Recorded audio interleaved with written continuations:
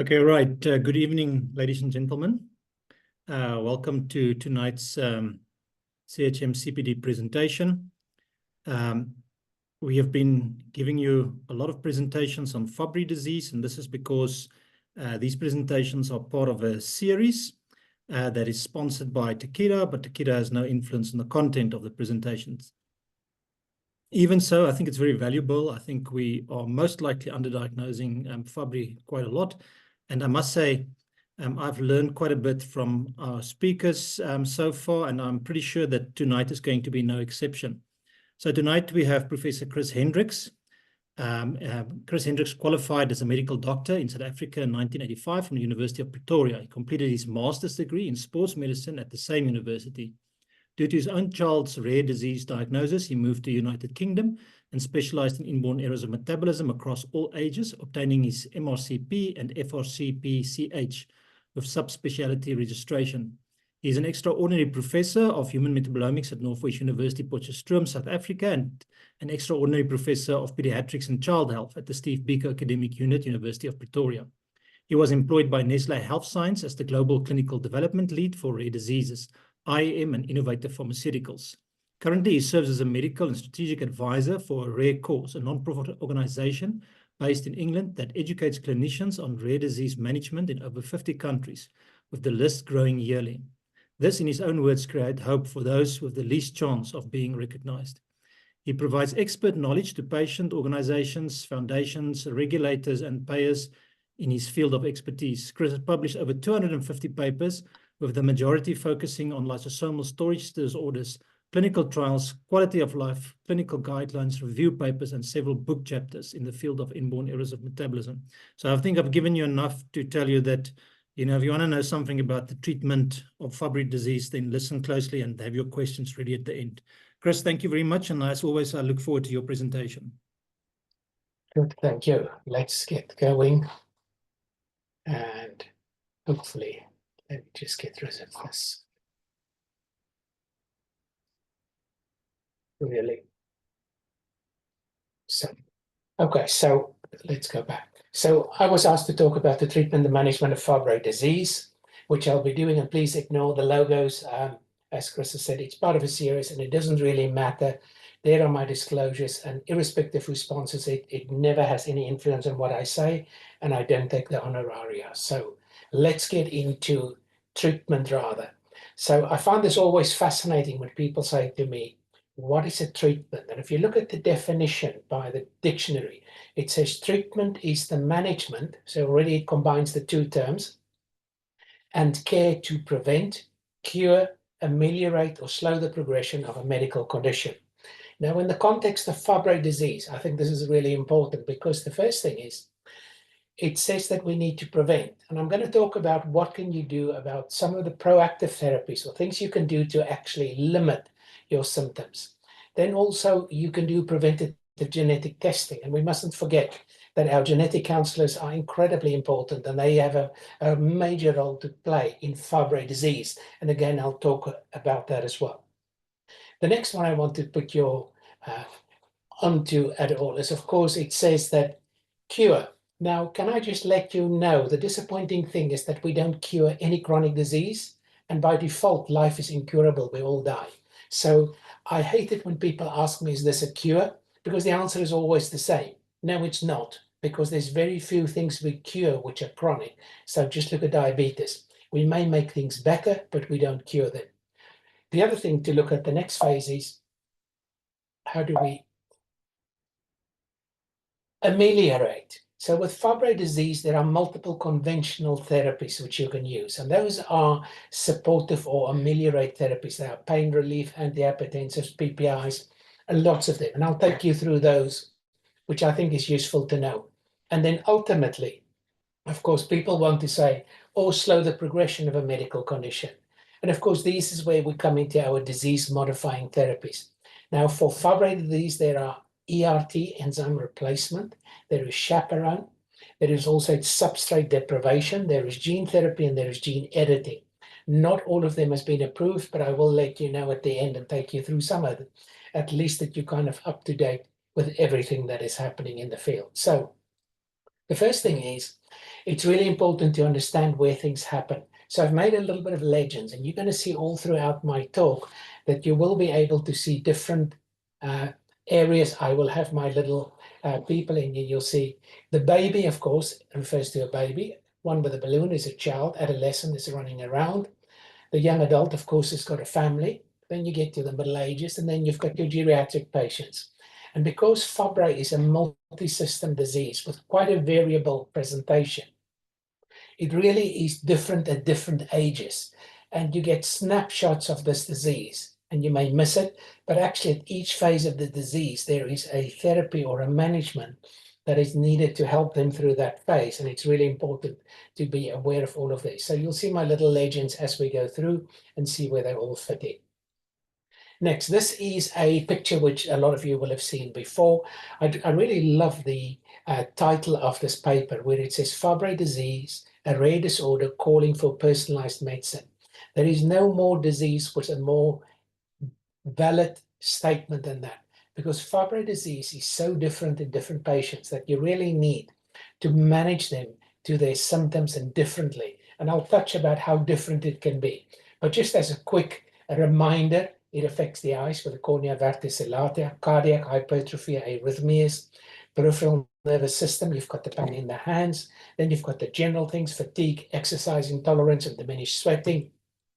Of course, central nervous system, strokes, TIAs, the hearing loss, renal, you've got albuminuria and kidney insufficiency, abdominal cramping, and the angiokeratoma.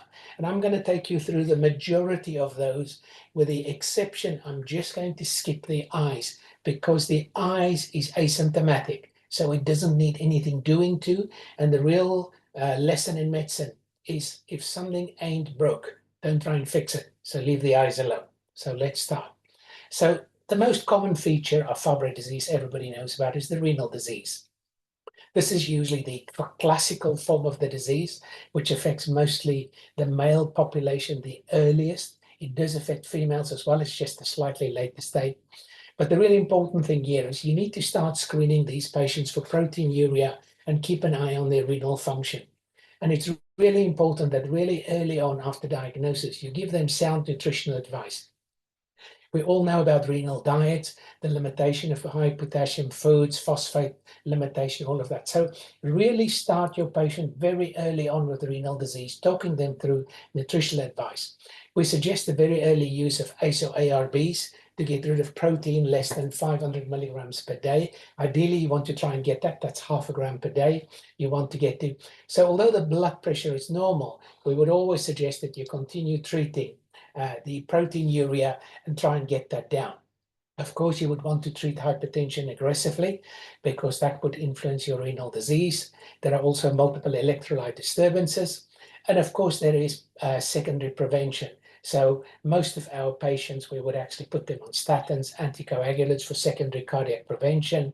And then, of course, specific to renal disease, as they get worse, we tend to put our patients on dialysis. It's also very situational. That's why I say it's very personal disease. So we've got some patients which sometimes start off on peritoneal dialysis and then later move to hemo, or some patients go straight to hemo. So it's quite variable. And then ultimately, if they fail, it's renal transplantation. And again, of any of these topics, I'm very happy to answer questions. And as you could see here on the left-hand side, so all ages. And in these two ages, in the infants and young adults, just to remember, you get hyperfiltration. So your kidney function actually looks better than what it should be, but that's already a sign that you should be keeping an eye on this. Next, we go to cardiac disease. Really important. You need to be screening for hypertension and cardiomyopathy. And it's really important, something we've learned in Fabry is that actually that troponin is a marker of cardiomyopathy, but it's also the marker for an acute MI. So it's really important you actually get a baseline on all of your patients, that you actually know, because if they come in with chest pain, you're not going to be sure what's happening unless you've got some really good line troponins. And it's but it also gives you an indication of the cardiomyopathy. As you treat them well, it'll get better as well. And again, we've said, use your ACE and ARBs for hypertension. Just be cautious about beta blockers due to the bradyarrhythmias, which we get. And then, of course, management of cardiac failure is no different. Diuretics, antiarrhythmic drugs as indicators, pacemakers, ICDs, anticoagulation, aspirin versus the others in acute MI as for routine disease. I know there are other people going to cover these topics, so I just kind of mentioned the brief topics, just that it's all in there for the future. Brain disease. Of course, it's really important. Again, you need to screen for hypertension and cardiomyopathy. Again, relative early onset treatment of ACE and ARB for hypertension. We've said beta blockers again, and the same thing. And when you've got a patient with a suspected stroke or TIA, the management is no different to any other patient with a thrombotic stroke. Most of our Fabry patients have thrombotic rather than bleeding episodes. So you usually would do your golden hour, do your arteriograms and treat with a thrombolytic or thrombolysis, whatever is available, if it is available, or other just supportive care. So that's no different to any other disease. Next is hand pain. The other thing is to think about when you look at hand pain is to really prevent the triggers. These are things which are changing temperature. So you can actually tell your patients in advance, temperature change and exercise is going to change it. So there are things you can do to help it. So firstly, temperature change, you could use heated gloves or gloves to try and limit the effects. For exercise, adequate hydration and hydration during exercise also limits that. We also use topical gabapentin. Our pharmacists just crush it up and make us a solution. There are different strengths in some commercial products as well, but it's sometimes really good to use before exercise or when they know they're going to go into cold exposure. The topical application can be quite useful in these patients. Then for the chronic hand and feet pain, the neuropathy or acroparesthesia, we use gabapentin, carbamazepine, or also duloxetine. I'm not sure which of these are all available in South Africa. Gabapentin, carbamazepine, of course, anti-epileptics, duloxetine, antipsychotic drug, but with very good effect in Fabry patients in helping with the hand pain. Then occasionally you'll get a Fabry patient being admitted with an acute pain crisis. Here it's really important to get them adequately hydrated as soon as possible. Here we use similar carbamazepine. Also, phenytoin seems to work a little bit better. And of course, you've got an IV preparation. Just use it appropriately. You know about the side effects and ways of IV phenytoin. And as a last resort, we say use IV opioids. But that's really just to break in a very severe acute episode because opioid addiction can become a real problem in Fabry patients. So you really need to make sure that you don't get them into a really bad habit. And then the other thing which is really important is get your patients very early on to use a pain scale. So you've got a baseline. There's no point when they come up in a pain crisis, you ask him, what is your pain scale? They're going to tell you 10. And then after you've discharged them, they say, what's your pain scale? Your pain scale is 0. And then you've got nothing to work with. But when you've got a pain scale which you use frequently, patient will tell you, I know. This is a normal day. My pain scale is normal about 3. And then when I get into the cold, it goes maybe to 5 or 6. So it gets you a way of knowing exactly when and how these specific ones can be used. So it's just a handy management thing. Then ear, nose, and throat. Of course, patient with Fabry disease has got high frequency hearing loss. So you really need to encourage them for hearing protection. So if they are into sports, which is noisy, or they're working in a very noisy environment, it's really important to use hearing protection relatively early on. There are some people who have a trial of vasodilators or steroids once the hearing loss becomes significant. The reasoning behind that is that the lysosomal accumulation sometimes squeezes the nerves in the skull is the theory, and then by using a short trial of steroids, you could get the swelling down and improve the hearing. Ultimately, you're going to end up with amplification by a simple hearing aid. Many of our patients would have a hearing aid. Then as their hearing gets worse, we do bone conduction in hearing aids, which is just connected to the skull. And then there is quite a few of our patients which ends up with cochlear implants. So this is really important to know that they do benefit from it, and it's really important to keep them active. Then, of course, ENT as well as this, they get dizzy spells, but it's really important that you make sure when they report dizzy spells, these are not because of arrhythmia. And like I said, that'll be covered in another talk, but it's really important. And for these episodes of dizziness, we use the common antihistamine-like drugs, cyclizine and sonarazine. And then, of course, when you've got the tinnitus in the older patients, it could be really disabling. Now, there are the tinnitus maskers, which I don't know if you know about them. It's basically telling you if a mosquito is around your ear all the time, you just put another noise there and you wouldn't hear the mosquito, but you hear the other noise. Some people find them really useful, some of them not. We use quite a lot of CBT, cognitive behavioral therapy, just to teach our patients how do you cope with this annoying buzzing in your ear and things, because it ain't going to go away. So it's really important that we get these things, get them managed and get them set up well. Gastrointestinal disease. It's really important to look at diet modification. And we really say to our patients very early on a diagnosis that for Fabry patients, grazing is better than traditional meals, meaning, yeah, the traditional meals is you've got 3 big meals in a day. Grazing means you've got 5 to 6 little meals during the day. It does seem to make their symptoms better if they've got smaller, more frequent meals. The other thing is we know there are some food triggers. Again, some patients find very good effect from the low FODMAP diet. You could Google it if you don't know about the FODMAP diet, but it's basically FODMAPs are short carbohydrates, which are poorly broken down and causes a lot of symptoms. So if you put them in a low FODMAP diet, that helps as well. Our patients complain a lot about bloating and discomfort. Here we use different combinations and it's really playing around. Here we use PPI, proton pump inhibitors like omeprazole frequently, some antacids if it's more heartburn-like.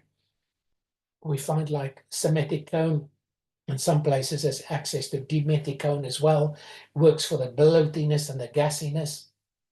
And then if they've got quite severe cramps, mebeverine or hyoscine bromide is also used just to control symptoms. And then diarrhea can be quite troublesome, and you could use loperamide here or the kale and pectin mixtures. We use them. We also use cholestyramine, which is used for cholesterol, but as you know, it's a bile salt. It causes constipation as a side effect, so it can be handy, and also codeine in severe cases. And what I just noticed there, I didn't put in there constipation. Constipation, of course, is diet, fiber, and we use a lot of the fiber type drugs like Movicol and Fibergel are the ones we frequently use in our patients to control their constipation if that's the major issues as well. We try and stay away from the stimulants most of the time because once they start, this is going to be long term. Next, skin disease.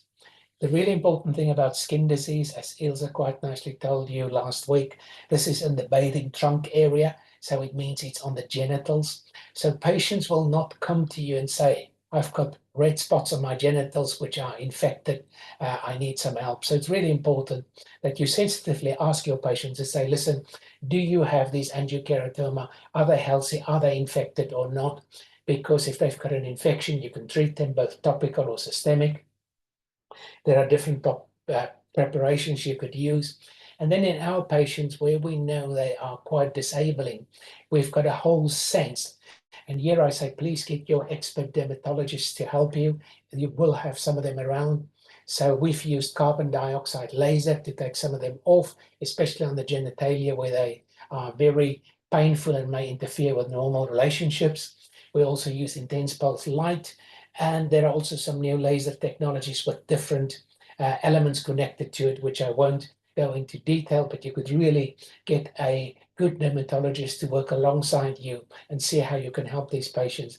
But do ask them because they are not going to report this to you. It's really important. And then, of course, counseling. Again, really important to talk to them about the prevalence of these angiokeratoma. They're not going to go away. They may be a lifetime problem, and it may need ways of dealing with it. And also, how do you deal with relationships, warning the partners about how it may look different to other people. And it's really important to really keep all of these things in mind when you start looking at your patients. And then in general, it's really important to get some disease education on, talk about healthy lifestyles. I'm going to talk more about genetic counseling. And I've already mentioned CBT, cognitive behavioral therapy, or mindfulness or whatever. But all of those, and many of these are available on an app, so you don't need to go to somebody to pay if you can't afford it. So they are available, and many of our patients actually use these apps to teach them and manage some of their symptoms.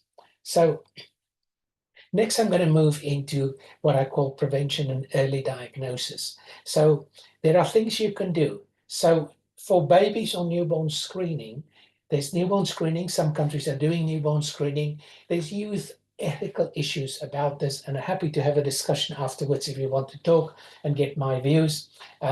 I'm not convinced that in Fabry disease, newborn screening is the right way to go, because there are multiple complexities. But there should be better ways of doing it. When you see children, just remember hand pain is never normal in children, needs to be fully investigated. Fabry disease is high on the list, and so is all of the MPS disorders and quite a few other rare diseases. Do check children for albuminuria, especially when they've got recurrent UTIs. We tend to find patients come because they think they've got a UTI, but actually they've got albuminuria already. And then when you get to the adolescence, it's really important to start the discussions about genetic counseling. What is the impact? What's the risks to future families? How is it transported? What's the difference between males and female? And you need your genetic counselors to help you here. And then once you get into your young families, it is possible now to do pre-implantation screening in our parts of the world, which means you can actually test before the baby is born if it's affected by Fabry. And depending on the mutation and the disease history in the family, you could ethically make a very good suggestion or a justification actually for termination in some cases. So again, I'm happy to use some examples if people want to talk about that. Once you get to the middle ages, you've got a patient which you diagnose in that age group. Really important to look at the extended family screening as well. Find the other patients, because there will be some, and then of course geriatric as well. So you do need to keep the genetics in mind. Use your genetic counselors, get them to support you, and get them to talk to families through what's the effect and how can you limit disease. And it's really important to follow families out to the maximum. So that gives you some of the insights into the genetics. The next topic is that a lot of people, I suppose, was thinking I was going to talk about only, but I think it's really important that I get really annoyed when I work in low and middle income countries and people say to me, we've got no treatments for Fabry disease, which is why we don't diagnose them. If you have a quick recap, I've just mentioned about 30 therapies you have available, which you could use. So please don't use that excuse when you speak to me. However, when we start looking at disease-modifying therapies, I'll share with you my insights. These are my personal insights and experience. Enzyme replacement therapy, at the moment, there are 3 approved products. There are multiple more in development, but there are 3 different ones. They are, and I'll go into detail more, there is chaperone therapies at the moment. There's 1 available, 2 in development. There's also something called substrate deprivation therapy, which I'll talk, and there's 2 in development. There's gene therapy. We'll talk a little bit about those, and right at the end, a little bit about gene editing, just to give you the full scope of everything that's happening in Fabry disease. So what is enzyme replacement therapy? Really what you're doing is you take the natural enzyme, the alpha-galactosidase, and you target it to the mannose-6-phosphate, that M6P, mannose-6-phosphate receptor. So that's really, so you tag it on, so you actually make this enzyme. You make a copy of the human enzyme, you tag it to the MPS6 phosphate receptor, and then you give it, and this is your enzyme replacement therapy. It means your patient does not have the enzyme or does not have enough of the enzyme, and we'll talk a little bit more on that as well. So enzyme replacement therapy, they are developed from different cell lines. So when people talk about all the different types of enzymes, some of them come from human cell lines or fibroblasts. Some of them come from animals, or what's called CHO, from hamster ovary cell lines, and some come from plant cell lines. So those are the 3 ones. They're all IV infusions. They're all given kind of 2 weekly, but there are some variations in the duration of the infusion. Some are quick, some are slower. And the immunogenicity, so the antibody formation, is there for all 3 of them. and is variable between products, and they're not mutually exclusive. What I mean with that is, if your patient is having a severe immune reaction to one product, it's very possible they may not react to another. So we have had patients switch from one to another to another. We don't switch patients generally just for the sake of switching. We tend to switch them if it's because of their severe side effects, and that's how we do, and that's been our practice mostly in the UK. So if you want to do it in a simple sentence, people would say the benefits of enzyme replacement are renal sparing, cardiac protecting, stroke limiting, pain limiting, and GI improvements. But for me as a clinician, I need some hard things. What does it mean for me, and does it matter, and do I need to treat my patients? So what is more important to me is when we look at events. And I will show you different things. So just to orientate yourself. So this is looking at event-free probability. And what it really looks at, if you look at the things, at the top you see the red line. So that is patients which, as soon as you make the diagnosis, you put them on enzyme replacement therapy. At the bottom is you diagnose a patient, but you wait until they've got some symptoms before. Those are delayed patients. And then when you look at the event-free probability, you can clearly see the patients which are put on treatment as soon as they are diagnosed has got less events. Why is this critically important for me? It's important for me because events are irreversible. Once you've had a stroke, it's irreversible. Once you've got cardiomyopathy, it's irreversible. Once you've got severe renal disease, it's irreversible. And then if you look at the bottom part of the thing, it then looks at what happens once, what is the time to your first renal event. So the top is cardiac events, the bottom is renal events. But for both, you can see that actually the sooner you start, the more likely you are going to be to prevent significant events. So that is one treatment, and why we decided to treat our patients with Fabry disease in the UK. The next thing is what it looks like. But what happens once you've put them on treatment? And this slope shows you that actually, once they are on treatment, the event rates are about the same. So you still have the majority of your events in the first 6 months, which means enzyme replacement therapy is going to take at least 6 months before it shows a benefit. So if you put anybody on treatment and say, we're going to bring you back after 3 months and see if you've got benefit, you're wasting your time. There is no point in that. The shortest point that you could see a potential benefit is 6 months. And we've always said that 1 year is most probably the more appropriate one because of the huge variability in Fabry patients. And similarly, you'll see at the top cardiac, and at the bottom, you can see this is then also. So this is for one of the products. So, but just to show you, and I've said I've got no bias, I work with all companies and all agents. If we look at the next product, which is the other product coming from a different cell line, you basically see exactly the same picture. You see that most of your events is in the first 6 months, and then they all taper down. And if you look at the earlier things, you will see exactly what we've seen before. The sooner you treat your patient, the more likely you are to prevent an event. Once an event is there, you cannot change it, but you can prevent more events.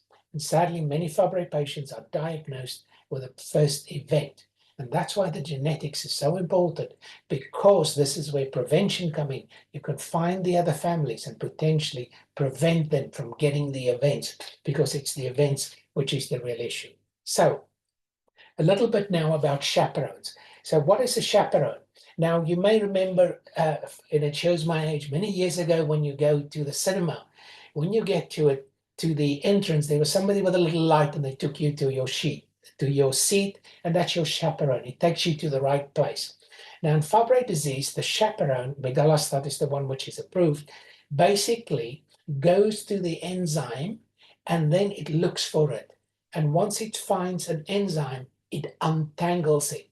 So it means that patients who's got no enzyme cannot benefit from chaperone therapy.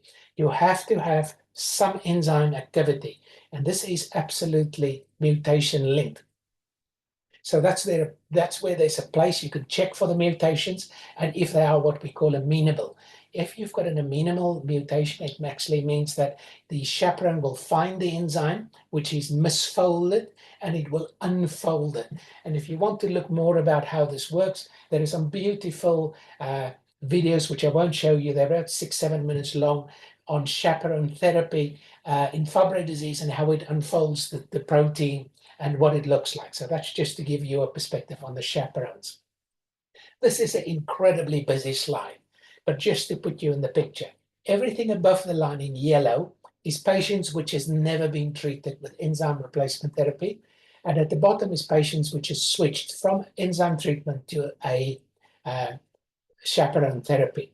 And the results is the same as the two previous slides. So basically, it says the same thing, that if you treat patients before they've got events, that you have improvements. If you wait until they have an event, you don't see the same improvements. So starting to treat patients early is the right thing to do.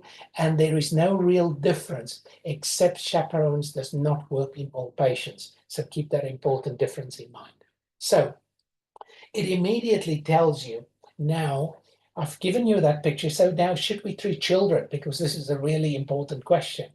Now there's been a very good review of all the literature, systematic review, which the reference is there for you, can look at it.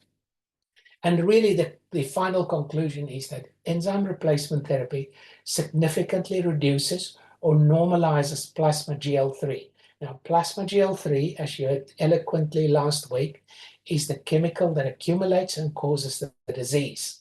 So if you use ERT, it will reduce disease. It will relieve pain. It will improve the gastrointestinal symptoms and quality of life. But you will see here, and if you followed my legends, actually, there's not significant renal disease. There's not significant cardiac disease. So actually, will it change it?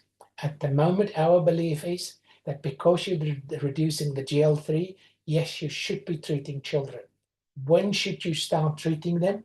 This we decide depending on the mutation and the family history. We will make a decision what is the right time to treat children. We will also follow them up routinely and have a battery of tests.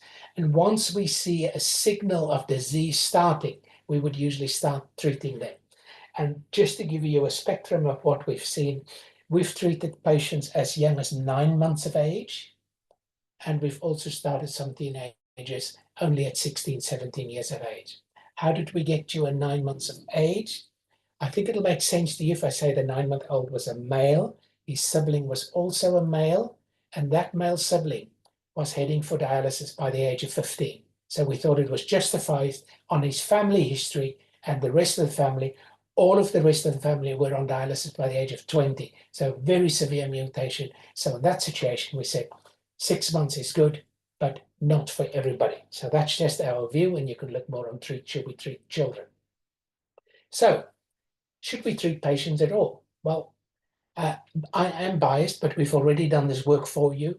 We've actually reviewed and have a Delphi process, and I'm not going to take you through the table. You can definitely read it yourself. And we've said to you which patients we believe should be treated and why they should be treated. But why I put a red circle around here, the most important thing is not who should you start treating. The most important is who should you stop treating. And it's really important to have that discussion with your patient before you start them. Please, before you start, sit them down, have a discussion and say, listen, this is your disease. This is how we're going to treatment. These are your treatment outcomes. This is what we're aiming for. If you achieve these, you continue treatment. If you don't, you're going to come off because the burden of your treatment becomes more than the benefit. And it's really important that you do that. And I will keep on saying, please make sure you talk to patients at the beginning and tell them this is not a cost-saving exercise. This is to make sure that the benefit outweighs the risks. And there are risks to enzyme replacement therapy. And again, if there are questions, I'm very happy to talk about it. So this is just a quick comparison to put them head to head for you. So enzyme replacement therapy is infusion every 2 weeks. Chaperone is an oral capsule taken every other day. There's a way to do that, but absolutely. So that's how you take them. The efficacy are generally about the same. However, people have said that because chaperone therapy is only for those patients which are some enzyme activity, you are creating ascertainment bias, so you're getting a better picture than it. That is not my decision. I think you just look at your patient, decide what's the best treatment. We see about 13.7% of patients treated with repligal of agalsidase alpha with infusion-related reactions, and about 67% with fabrazyme or algalsidase beta. Again, it's different cell lines which causes that, but these are not troubling. They go away, and as long as you know how to manage them, they're not a big deal. And we have very few patients which ever stop because of these reactions. So you have an immune response with an enzyme. It's a foreign body which you're infusing. Chaperone, we don't see it. As far as the cost is concerned, in our hands, the prices are the same, so there are no real benefits from that perspective. And some people would say compliance is better with enzyme treatment because you know when they turn up, whereas with chaperone, you never know if they take all their treatment. But there is no real preference. And what we've always said is you evaluate your patient, decide which is the best option going forward. So quickly, just a little bit of other updates to put you. There is a substrate reduction therapy. So enzyme gives the enzyme that's missing. Chaperone unfolds the enzyme.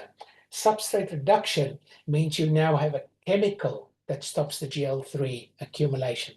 Venglustat is one that's mostly talked about, but it's not approved, and it's in very early clinical phase development. Gene therapy, there are mostly AAV9 vectors. I have lost a little bit of track of which companies are doing gene therapy because some of them have stopped, some of them have restarted, some have changed names, but they're ongoing. And again, if there are questions, happy to explain. And then the latest is what's called gene editing. This is the CRISPR-Cas9, which people talk about. Basically, this is a way, basically what you do is you take the patient's gene out, take CRISPR-Cas, you cut the abnormal gene out, you put a new copy in and fix it, and you put it back in with a viral vector, and then you've got normal enzyme which is being produced. So that is the basic principle. These are early phases. However, they are potentially, and listen to my words, potentially once and done therapies, which means you use them once, and then once you've given them, you don't need to do them again, or at least longer treatments. And these are early days, and gene therapies in itself is a whole different topic. So I can't talk to you about these treatments without the elephant in the room on the left. So, and you will see my little logos there. So firstly, the elephant in the room is money. The one below it means that money doesn't fly in and it doesn't grow on trees. So we need to use resources carefully, and we need to make sure that we use it well. But at the bottom, you will see that's a gravestone. And I keep reminding people that the cheapest patient is the one who's dead. And it is a very difficult, challenging question. And I'm not unhappy to talk about it. I think it's a decision for each society because Chiesi has done this review, and the reference is there if you want to go and look at it, which is fascinating, but you need to see the context. So it's looked at metabolic diseases on the left. I want to fix you on. If you treat your patients as they should be treated, meaning my Fabry patient, like I've told you from the beginning, you look at the ears, the hearing, the kidneys, you do all the things, then it's more expensive to not treat them than treat them with a disease-modifying treatment. So there is a benefit in treating patients. That is the main message from this. However, it's very challenging because therapies are expensive. And again, I can give perspective of why they're so expensive. And it's easy to work it out. But the real important thing is really, but this is only when you've got ideal care. So when you don't have ideal care, you frequently find it's better not to treat patients. The cheapest patients are the ones you don't treat and you don't diagnose. Now, I always put the question out there. You need to decide, is that the society you want? If that's the society everybody wants, you accept it and minority accepts it. But if it's not, you need to work towards some solution long term.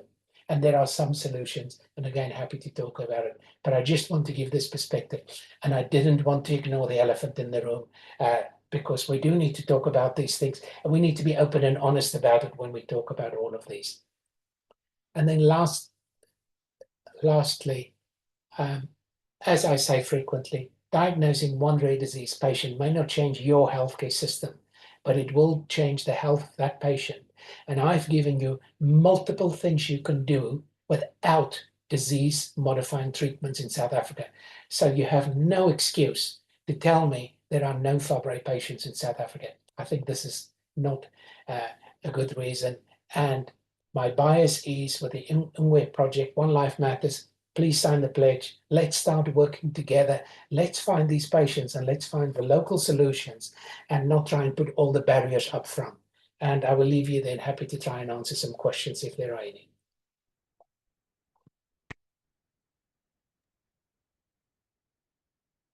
Thank you, Chris. Fascinating as always. There's already a question. I've got lots of questions, but there's already a question. Let me just get to this.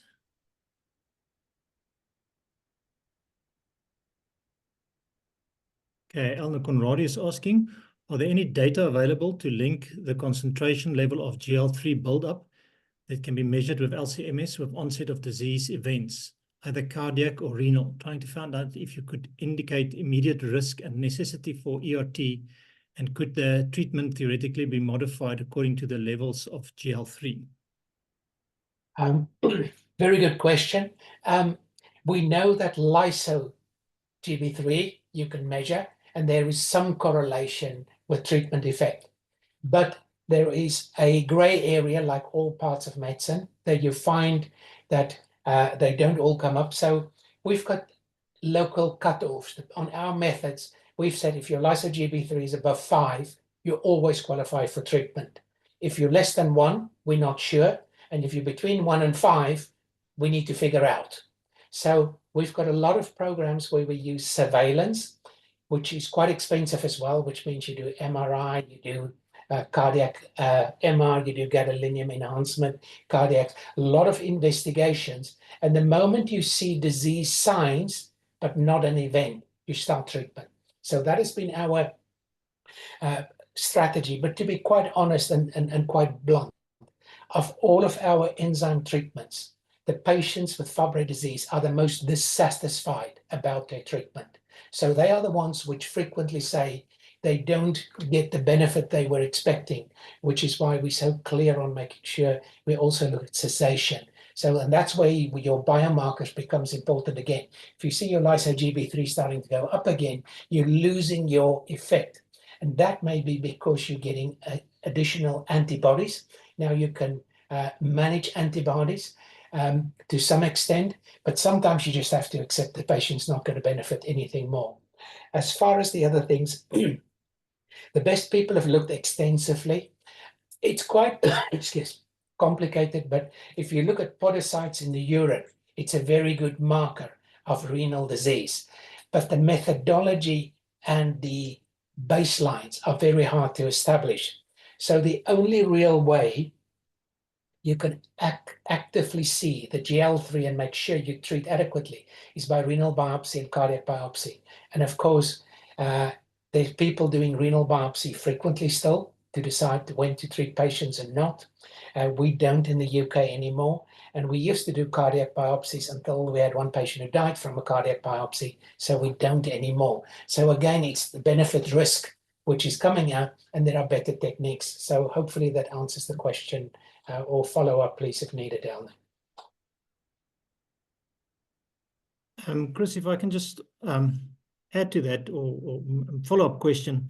So, I mean, what I gather from your presentation is that, you know, if you do not necessarily treat an asymptomatic patient, yet there's this drive to try and identify pathology sooner and sooner, like, for example, the podocyturia. And I also saw a study where they did renal biopsy basically at birth, and established that there's already lysosomal accumulation.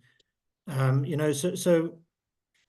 given the fact that you say that patients are dissatisfied with the treatment, and we know that starting earlier normally gives better outcomes, should we not treat patients once we've diagnosed them, as opposed to wait for, as opposed to taking all these things into consideration of the symptoms and the family history, and we know that there's great variation in the ways in which patient can present. Is it not just better to treat them at diagnosis? In the ideal world, yes. The problem is that when you start looking at newborn screening data, I think Spada and the Italians have showed nicely, every 1 in 3,000 people in Italy has got a Fabry mutation. So then it's a very common disease. So you add a big can of worms, and many of these patients will never need treatment through their lifespan. So the problem is we need some kind of a way to, and mutation is not good enough by itself. So absolutely, we need better biomarkers of some sort to tell us. And the moment we've got these in place, I will be the first one to say newborn screening, because I think once we've got a way to distinguish the ones which are really going to be needing treatment, it will be important to try and get to them as early as possible. And then, of course, we need to find a solution for the cost. It's just if there is a successful gene therapy, which I believe we won't have for Fabry, it's just my personal view, and I can expand on that. I think that would be a treatment. So if you've got a young child, you have to put a central line. So we put in a portacath in these children, or a Hetman line. So you've got the risk of cardiovascular complications, endocarditis, line infection, sepsis, all of those. So it's not an insignificant risk. And that's why I say at the moment, I wouldn't do newborn screening. But if I find a patient in my clinic, my first question is, why is he in the clinic? If he's in the clinic, he's got a problem. And if I find him, he should be treated. The question is just, can we afford it? And if the answer to that is yes, I will treat everyone. Okay, there's currently no questions, but I just want to invite you to ask your questions. This is a very good opportunity to get additional information about the treatment of Fabry disease while we wait for some more questions. Chris, if I can just follow up with that.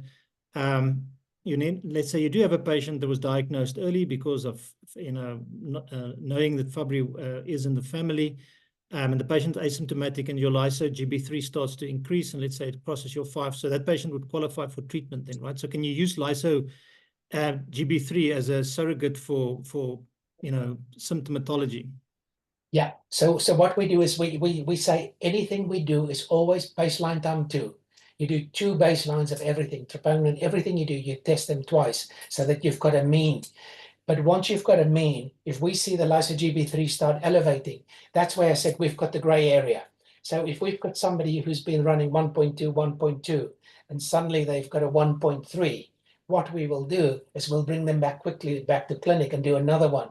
And if they have suddenly another 1.4, we'll say, actually, no, we see your GL3 starting to accumulate. We're not going to wait for the event. We'll now start your treatment. Is this what you want? And then we will offer them all the options. We always offer all of our patients all the options which are available. And then together with them, we decide which is the most appropriate for them. Okay. Elna is asking, is there a treatment guideline available for Fabry in South Africa? Yes, there is, but it's quite old. Probably needs to be rewritten at some stage. Have you seen that publication, Chris? Yes, I have. And I think that's why I put the European guideline out there as well. It's because we've done the updated systematic review and everything. And what I always say to people is, don't reinvent the wheel, change the spokes. So if there is a guideline already there, start working with what is there, and then say, this doesn't work in our context, because we have to remember that you have to put things into context. And we've got very limited exposure of what disease process is in different African populations. If you ask me about Fabry disease, if I recall the very few patients I had from African continent, they were actually very severe. So again, we need that information to try and ascertain, do they need different treatment? There are well-known issues with ACE therapies in certain populations and things. So again, I think we need to figure out And that's the one thing that I would say for people in the situation in South Africa. You need to start treating your patients, follow them up nicely, and start building up local information. What works in that system and what is usable and what is going to be the benefits and the gains long term. Well, that's my personal view. Okay, Bertram Henderson is asking, thanks for a great detailed talk about treatment. You spoke about cessation. What about situations where ERT or chaperone will not be introduced? Very honest, we say to people. So for Brendan, the discussion I have frequently, and the example I give is that I say to my patients frequently, if that's there's different reasons. So let's say we can't afford it. My discussion with the patient is when we still had segmental health care, similar to what you've got at the moment, provincial. We had the problem that only some parts would fund and some not. So what we said to our patients is that, listen, I would like to drive a Ferrari, but I can't afford one. So I drive a Ford. You would like to have a Ferrari treatment. Your area cannot afford it. So let's be honest, it's an affordability issue. It's not because you won't benefit.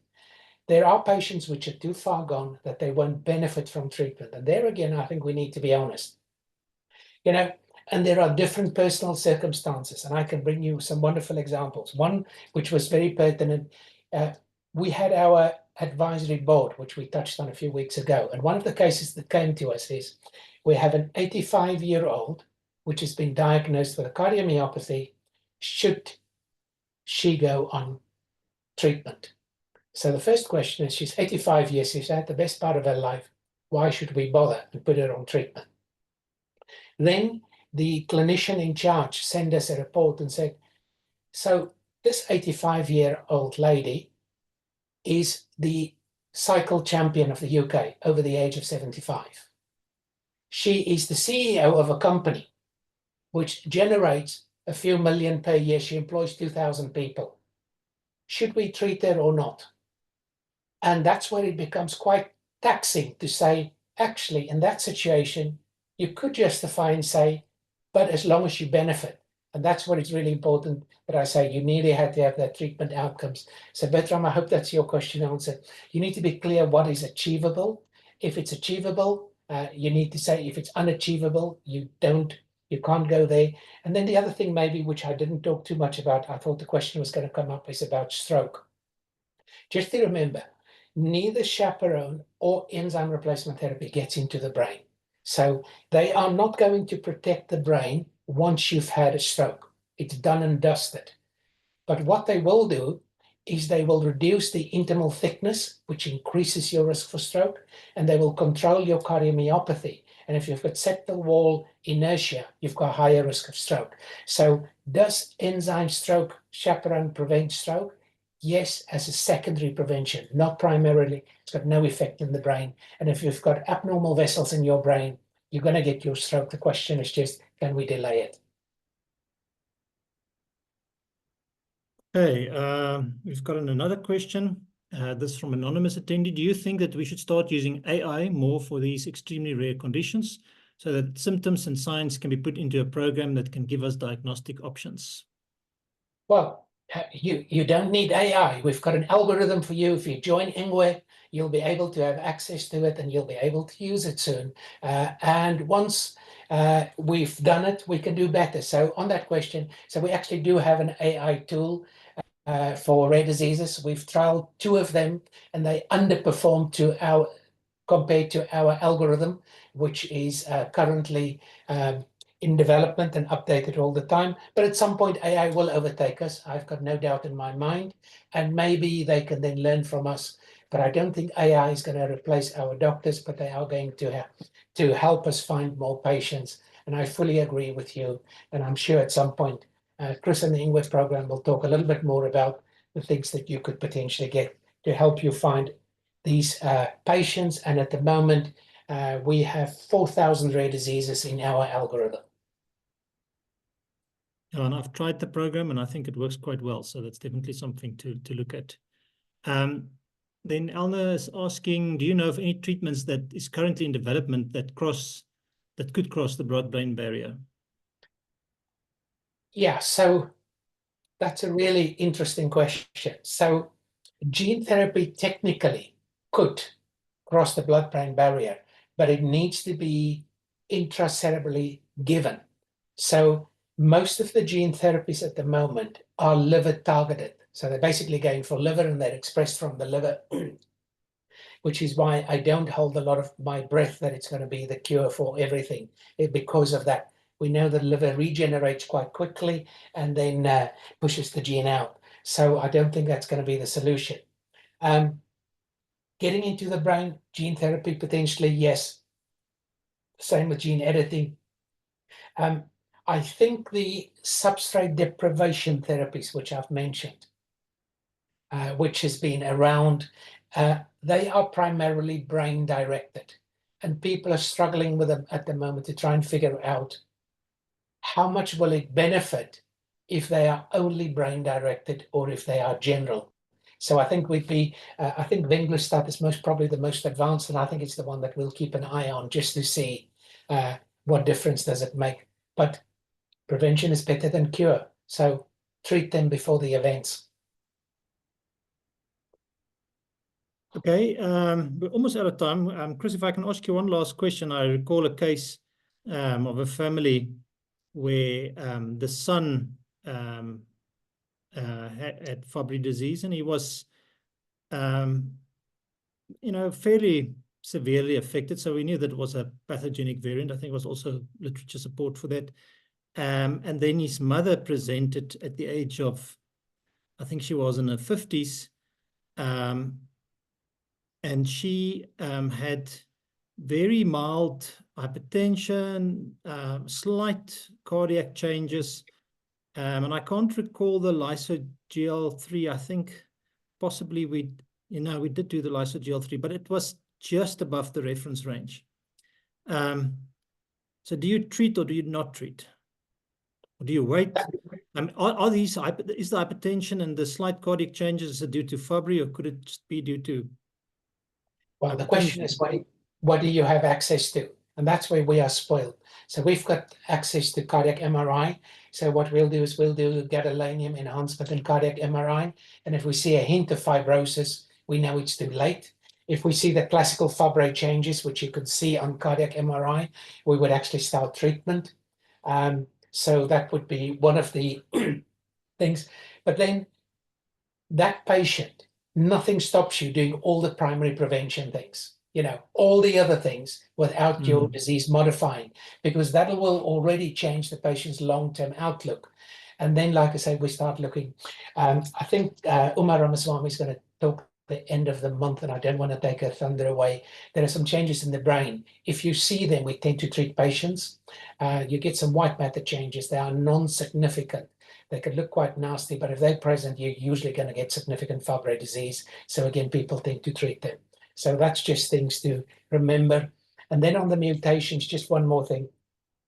I've got no connection with it at all, but there's an easy cheat. If you want to know if a mutation is very severe, use the Amicus tool. You can put the mutation in there and it'll tell you if it's an amenable mutation, which means there's some enzyme activity. So that'll tell you which mutations are more severe than the others. If you've got no activity, if it's non-amenable, it's a new mutation, it's likely to be pathogenic.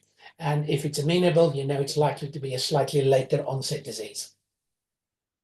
And they will test new mutations as well if you submit them. Okay. There's no more questions. Chris, thank you very much. Again, very insightful presentation. And from my side, thank you to everyone who attended. I've learned a lot about Fabry, and I look forward to learning some more. So please join us again next week. Chris, again, thank you very much. I hope you have a pleasant evening, and we'll see you next week, same times and same place, of course. Thank you very much, and goodbye. Thank you, everyone. Have a good evening.